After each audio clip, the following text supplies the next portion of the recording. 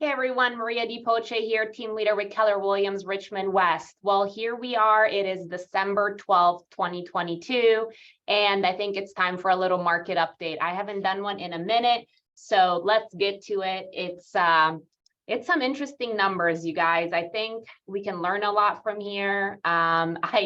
I don't even really quite know where to start us. I'm gonna start us here. I think this tells a pretty good story. So right now what's happening is this is the entire MLS. We're gonna do all price ranges, single family home, all property subtypes, all sizes, yada, yada, yada, because I wanna get a snapshot of what's going on with these new listings. So right now, the entire MLS as of November 2022, so a month ago, had 1,295 listings. Now I have current numbers as well. So November 22nd, 1,295. We're gonna go look at entire MLS. A month later, we have 2,600 listings active. So listings are up. They're definitely up.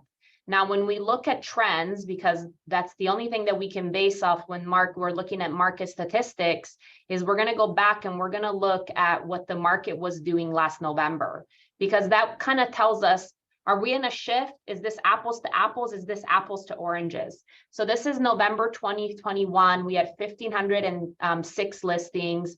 Right now, let's say that this is the same place and time. We're 1,295. We are down 14%. In listings available on the market. So that's a really weird thing, because you would think if listings are down, then home closed is up, but that's not the case. Closed sales is down 35% in the entire MLS. We go back to November of last year, and let me see if I can find it. It's somewhere between here. Our entire MLS at 1,851 closings a year ago. And now we're at 1,190. So that's definitely down quite a bit. Days on market is up. This is deceiving. Do not believe this. It is not 8 days whatsoever.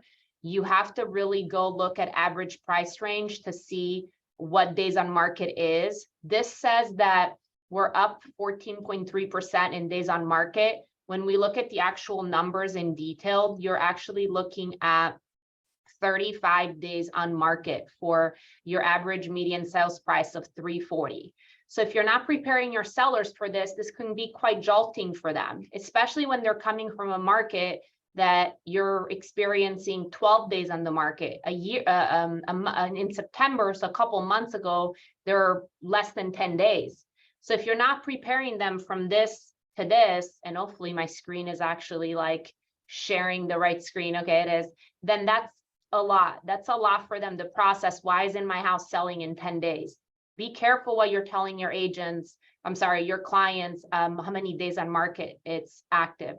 Entire MLS months of supply were at 1.2 months. I think this is probably the most hard to understand and deceiving thing in the entire process of the shift. We know that a shifting market has anywhere between, let's say, 5 to 7 months of inventory, but we're in a shift, even though that's not the case. Even though we're at a 1.2 months of inventory on the market, we're in a shift, and we're in a shift because our closed sales are down a whopping 39%. So we know why that's happening. We know interest rates are impacting that in a big way. And so to me, when I look at these numbers, I go, what story is this telling me? How can I use this in my favor? So when you look at active listings of 2,672, which is from a month ago, about up 100 units. From a month before that is 100 units. I mean, you can go all the way back. We've almost been up 100 units month over month since the beginning of the year. And so now that we have all this inventory, days on market are going to go up. New listings are popping on the market. We really are going to have to get better at our job. We are going to have to start having a skills-based conversation and not a speed-based conversation. I have said this probably in every market update that I've done since I started doing these, and it's not going away. It's not changing. So what does that mean? Polish off those scripts. What does it mean to go take a listing if you're going to have to tell the seller that the house is going to sit on the market for 35 days? How do you prep for that?